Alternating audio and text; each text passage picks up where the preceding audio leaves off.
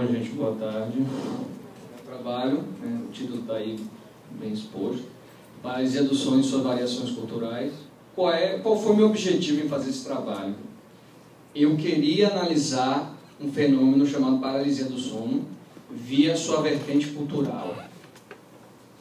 Objetivos específicos. Eu vou definir primeiro o que é paralisia do sono, que é, na verdade, um fenômeno muito comum, mas pouco conhecido, pouco estudado, relativamente pouco estudado. Falar um pouquinho desse histórico das representações da paralisia do sono na nossa cultura, depois falar um pouquinho em outras culturas, porque é praticamente um fenômeno universal, né? E também comparar com a figura do nosso folclore, que é a pisadeira. Então, o DSM, ele classifica a paralisia do sono como uma parassonia. E aqui eu vou citar a definição do DSM, que são eventos comportamentais ou fisiológicos anormais ocorrendo em associação com sono, estágios específicos do sono ou transições do sono para a vigília, que é o caso da paralisia do sono.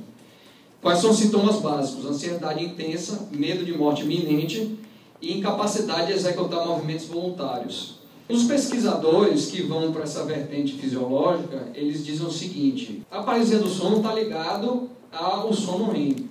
Sono REM, acrônimo em inglês para Rapid Eye Movement, é uma de 5 fases do sono, e é a fase do sono mais associada aos sonhos. Uma característica básica do sono REM é o seguinte, é o que se chama de atonia muscular. A natureza, muito sábia, dotou a gente da atonia muscular, que é a falta de tônus, ou seja, a maioria dos músculos do corpo vão estar paralisados, tirando os básicos, que é cardíaco, respiratório, auditivo, caso, vamos dizer, um antepassado nosso tinha de ouvir um predador chegando, né? Então o ouvido estaria acionado. A maioria dos músculos está paralisado. Por quê? Imagine que a gente está sonhando em correr, vai que não tem essa paralisia, e vamos dizer, um antepassado nosso corre e está lá o tigre dente de sabre, né? Muito fácil. Então a natureza nos dotou isso para uma questão realmente de sobrevivência. Então o que acontece? Para esses pesquisadores, existe uma transição mal feita entre o sono e o estado de vigília, o sono REM. O que acontece? É como se você acordasse, mas estivesse sonhando ainda. Ou seja, você acorda, seu corpo ainda está paralisado e o seu cérebro ainda está funcionando como se estivesse num sonho. Ou seja, você tem aquele pensamento delirante, que é tipo de sonho. Você tem aquelas delírios não, tipo alucinações visuais, de outros sentidos, né? Então é como se você estivesse vivendo uma transição mal feita entre o sono e a vigília. A segunda, experiências corpóreas incomuns, que é a velha experiência extracorpórea, né? Que você tem uma experiência de você enxergar seu próprio corpo, né? Eu já tive algumas dessas, inclusive. Apesar de ser geralmente, porque tem gente que, inclusive, não tem medo desse tipo de experiência, apesar de ser geralmente experiência assustadora, ela, ocorrendo isoladamente, é benigna. Agora, ela é associada a algumas patologias, por exemplo, narcolepsia, que é uma condição médica que a pessoa simplesmente dorme de uma hora para outra. Ela cai, ela está caminhando, caiu, entra direto em sono REM e acorda como se nada tivesse acontecido, né?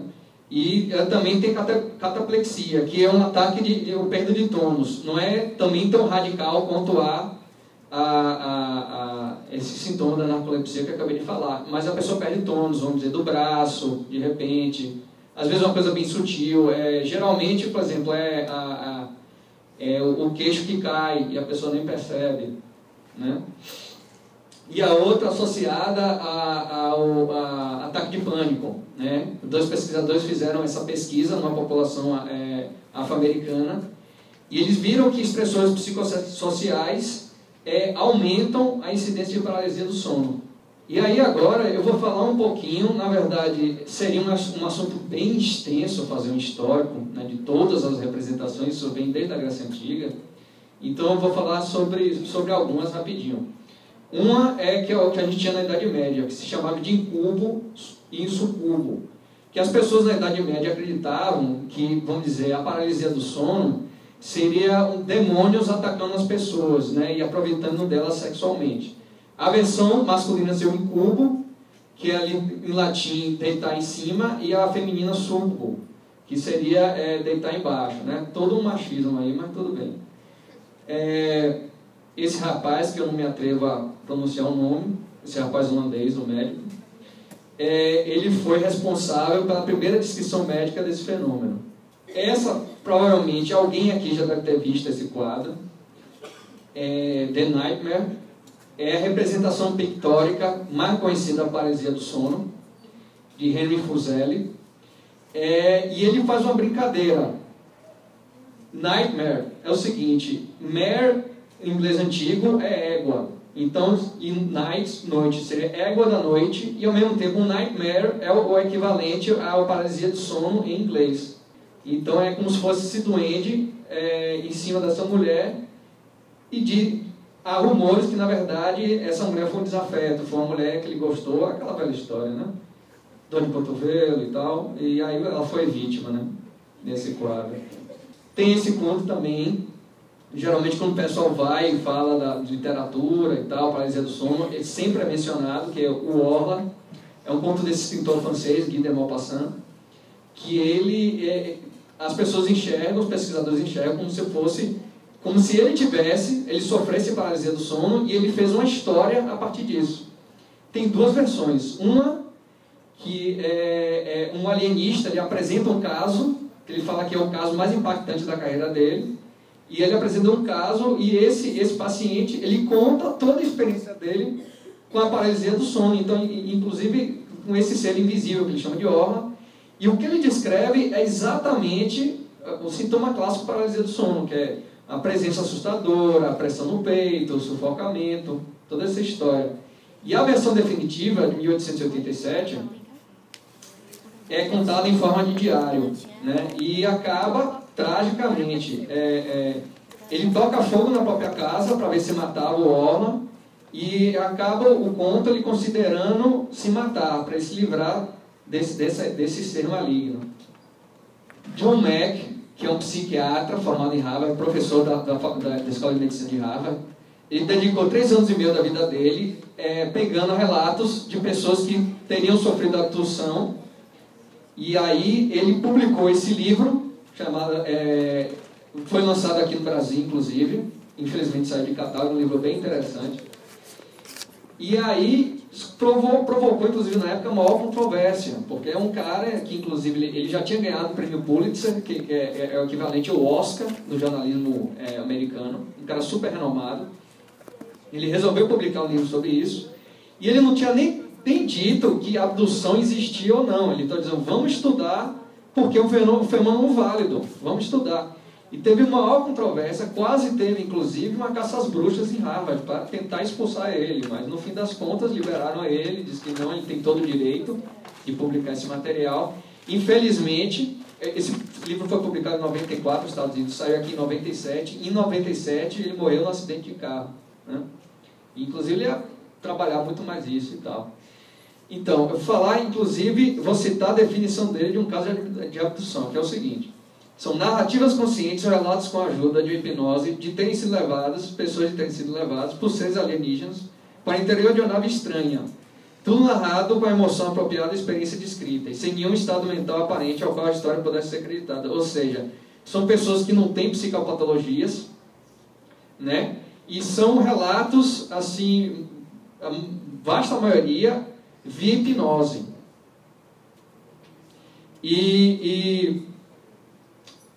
O que é interessante é o seguinte, inclusive há muita controvérsia em relação a isso, quer dizer, será que você pegar esses relatos via hipnose seriam válidos cientificamente? Porque se sabe que, por exemplo, você pode implantar memória, né, via sugestão, até o próprio hipnoterapeuta, sem querer, inconscientemente, ele pode implantar sugestões via perguntas, né? Então existe uma controvérsia. O que eu estou dizendo aqui, que não é que não seja válido, estou dizendo que é controvérsia, é um método controverso. E aí ele cita alguns exemplos, né, de sintomas, lapsos temporais, cicatrizes que aparecem do nada, sonhos recorrentes com animais. Aí tem gente que especula que não. Na verdade é como se fosse uma substituição do evento do sequestro por esses animais, né? Aí dor de estresse, dor de cabeça, enfim, coisas não muito felizes, né? Então, aí tiveram esses dois pesquisadores que eles repararam que a fenomenologia da abdução e da paralisia do sono, em alguns casos, coincide. Aí eles falaram que eles podem explicar, por exemplo, alienígena no quarto, luz piscante, objeto luminoso, sensação de levitar. Isso tudo pode ser uma mistura de alucinação hipnagógica ou hipnopômpica com o que eles chamam de um script bem definido, ou seja, pessoas que estão inteiradas nessa literatura, que leram, sabem a respeito e interpretam esse fenômeno a partir disso. E, na verdade, você tem 1000 interpretações. Por exemplo, se a pessoa é de uma religião espírita, com certeza vai ver isso como, vamos dizer, acredita que o espírito sai do corpo durante o sono, que isso explica mais ou menos a fenomenologia do sono, dos sonhos e tal. Então, é alvo de várias interpretações, né? Pode passar. E aqui eu vou falar um pouquinho de representações de outras culturas que não as nossas. E aqui eu vou falar dos Inuit, que são os quimós do subártico do Canadá, e eles têm uma cultura muito rica dedicada a sono e sonhos, né? Que, inclusive, os xamãs têm esse conhecimento privilegiado. E aí eles acreditam que a paralisia do sono é um feitiço que um xamã lança contra um inimigo, porque apesar do xamã ter essa função benéfica nessas sociedades, eles também têm disputa por poder, disputa por território, então eles podem atacar. E um tipo de feitiço é atacar durante o sono, porque eles acreditam que a alma e o corpo, a ligação entre os dois durante o sono, está frágil. E se o xamã conseguir separar a alma do corpo, durante um ataque desse, o indivíduo morre. Vai passar. Tem isso também no Japão, que é o Kanashibari, que é uma coisa muito parecida. Eles também acreditam que é um feitiço que alguém lança, ele lança o espírito vingativo que acossa a pessoa durante o sono. E é uma coisa extremamente popular, inclusive é representado nos mangás, que são as revistas em quadrinhos japoneses. Isso já são sobreviventes do regime de Pol Pot. Não sei se já ouviram falar de Pol Pot, foi um ditador no Camboja, né, o responsável pelo Khmer Vermelho. Só para você ter ideia como era a coisa, ele não gostava de intelectuais. Como é que ele sabia que alguém era intelectual? Usava óculos. Se usava óculos, matava. Então, meu amigo, você estava alinhado já. Não muito simpático esse rapaz. E aí, o que acontece? Então, lá nos Estados Unidos, tem vários sobreviventes do Camboja migraram, e eles pegaram esses sobreviventes desse período e fizeram essa entrevista. E a maioria esmagadora tinha paralisia do sono. Eles acharam isso interessante. Então, eles começaram a pesquisar quais eram as representações culturais. Então, tinham 5, pelo menos. Que uma é a sombra alta, sem contorno nítido, clássico, paralisia do sono. O espírito de alguém enterrado sem os ritos funerários adequados ou morto de forma violenta, que era uma coisa bastante comum naquela época. Então, se isso acontece, o espírito do morto volta para sobrar ao vivo para lhe mostrar a penúria que ele está passando no pós-vida. Um terceiro, uma entidade usando um manto do Khmer vermelho, de olhos vermelhos e dentes caninos, mostrando uma faca, um porrete. O quarto, um demônio que parecia um macaco. E o quinto, um ape, que é essa figura grotesca aí do lado, que é basicamente uma mulher, geralmente é a cabeça de uma mulher jovem, bonita, um coração e vísceras. E essa coisa bonita, linda de Deus, você via ela flutuando, né? Então não é uma visão realmente muito agradável. Pode passar. Chegamos à pisadeira. Então, tanto o dicionário Aurélio como o Weiss, eles definem a pisadeira como uma mulher velha e feia, de unhas longas, que fica de noite nos telhados e pisa no peito de crianças choronas. Aquela típica coisa que a gente tem de folclore brasileiro. Tirei o pau no gato, o gato morreu. Esses contos violentos que eles contam para crianças, para elas ficarem assustadas nesse comportamento típico. Né? E é uma figura, assim, além disso, outras descrições incluem cabelo desgrenhado, e extrema magreza. A pisadeira, por que a gente não fala muito? Porque é uma figura típica de São Paulo e Minas. Mas existe a variação nordestina, que é no povoado do Lugar de São Francisco, que chama pesadeira. Pesadeira, só muda uma letra. Mas tem uma diferença. A pesadeira, ela tem um gorro vermelho.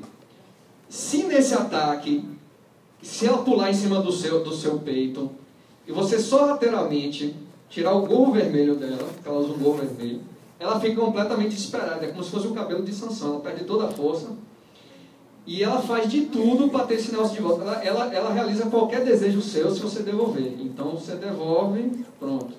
E tem vários contos sobre isso. Luiz Cascudo, que é um dos maiores folcloristas que o Brasil já teve, ele tem um dicionário, quem inclusive se interessar por psicologia analítica, ele não está dentro dessa vertente, mas é muito interessante. Ele fala de todas essas figuras folclóricas, dá para fazer um estudo bem bacana. E ele fala que a pisadeira é como se fosse a descendente do fradinho da mão furada, que vem de Portugal, que é um fradinho que ele entra, as pessoas estão dormindo, ele entra pelo buraco da fechadura e ele bota, segundo o relato, a mão pesada dele no peito das pessoas para impedir respirar. E eles veem isso também com a representação do próprio diabo, o fradinho. Pode passar. Então, considerações finais, né? Então, como vocês puderam ver, tem um padrão, né, nessa fenomenologia da pisadeira. Você vê isso em várias culturas, né? Diferentes versões do mesmo fenômeno, né? Os sintomas que a gente já conversou a respeito, né? E uma coisa que acontece, às vezes, alguns pesquisadores desse fenômeno, quando vão falar de pisadeira, desse tipo de coisa, eles meio que patologizam, né? Tipo, isso é superstição, isso é coisa de gente iletrada. E, na verdade, se sabe que esse tipo de crença depende de status econômico, nível cultural. As pessoas vão ter esse tipo de crença, independente disso. Então, inclusive nesse trabalho, eu fiz questão de não ir por essa vertente, né? Ter o devido respeito, né? Como Jung também fazia, por exemplo, o fato de estudar uma manifestação religiosa, a gente pode estudar. Porque, tendo a metafísica da coisa ou não, é um fenômeno do inconsciente, né? Da psicologia do inconsciente. Então a gente deve tratar com devido respeito. E é isso, gente. Obrigado.